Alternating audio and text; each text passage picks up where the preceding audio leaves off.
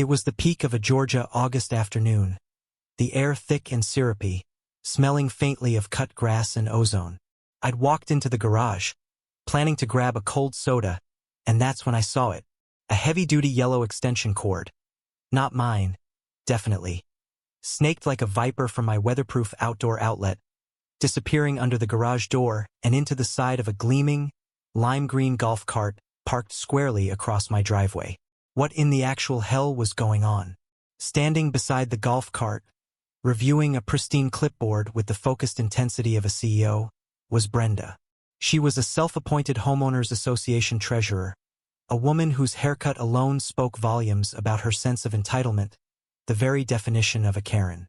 I cleared my throat, feeling the immediate surge of heat rising in my chest, a feeling far hotter than the suffocating humidity. "Excuse me," I said, trying to keep my voice low and level, despite the immediate temptation to yell. "That's my private utility line. Are you charging your personal vehicle from my house?" She didn't flinch. She didn't even drop her clipboard. She just raised one immaculately sculpted eyebrow, the kind of dismissive gesture that makes your blood boil. "This is for the community, darling," she drawled, her voice grating like a dry saw blade.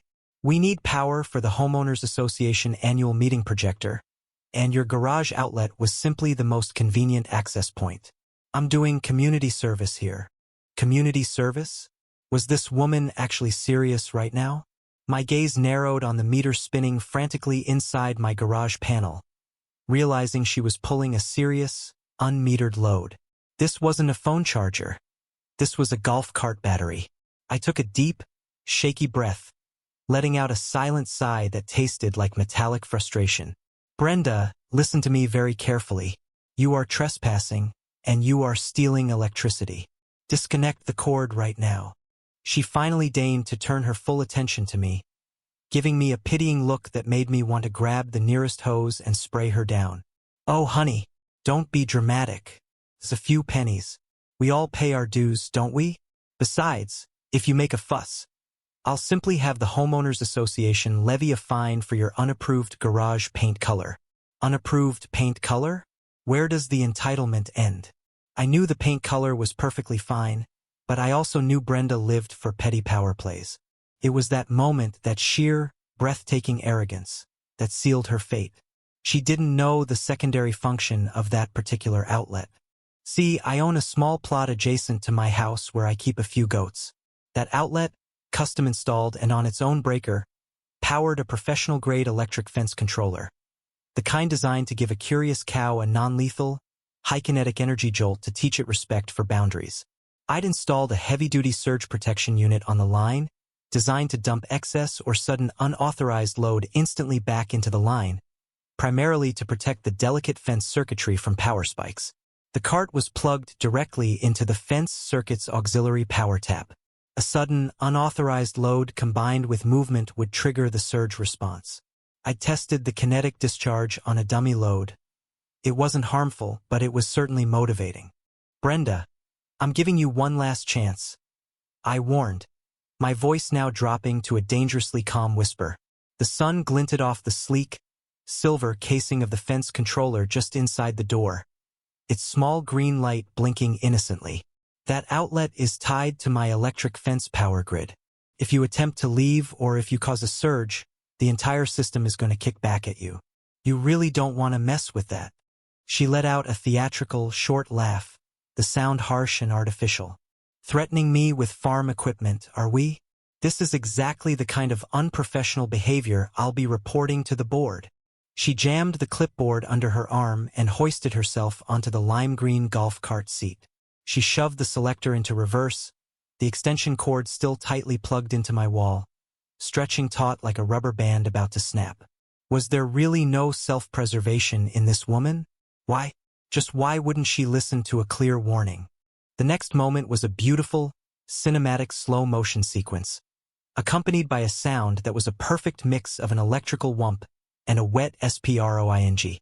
The moment the golf cart's motor registered the attempt to draw power while tearing the heavy-duty cable from the wall, the fence surge protector tripped. Instead of pulling the plug cleanly, The kinetic shock instantly delivered the non-lethal but massive fence controller discharge back through the charging port. The cart didn't just stop. It bucked.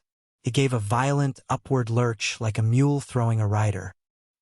Karen, whatever her name was, let out a strangled, high-pitched shriek that was instantly drowned out by the thwack of her body hitting the dusty driveway.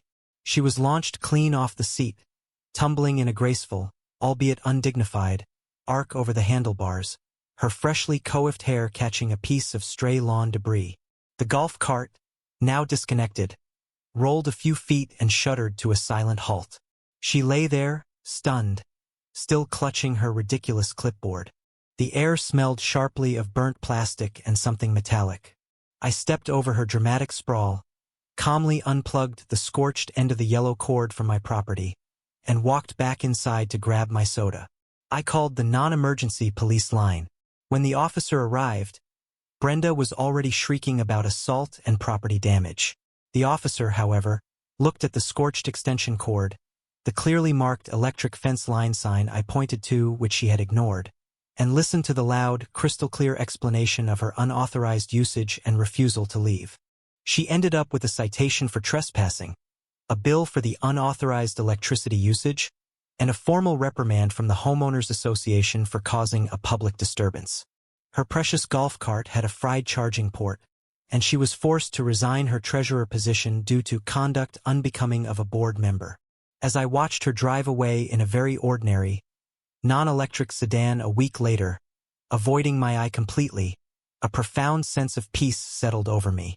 It was a clear, sunny day, and the smell of jasmine was strong. Sometimes, the most powerful tool you have isn't your own anger, but firm boundaries and the sweet, shocking justice of well-placed, high-voltage karma. Doesn't that just feel right?